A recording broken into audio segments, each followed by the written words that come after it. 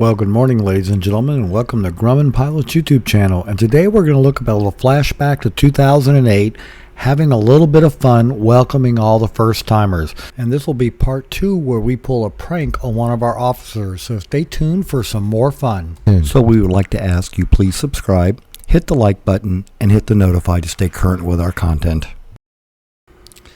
And so for Act 3 of our practical jokes, here's what happens when you start your talk every year with the same material. After a while, even when you've been told try some new material, you don't listen. Here's what's going to happen. For you who are wearing purple ribbons, how many of you have seen the movie Conan the Barbarian? You may remember the scene when Conan is sitting around at the warlord's camp.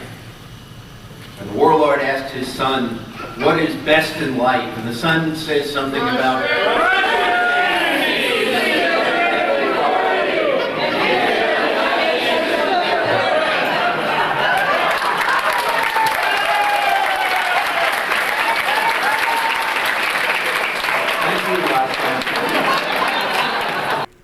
Well, ladies and gentlemen, I hope these examples of what is fun tells you why the GPA is so big on fun.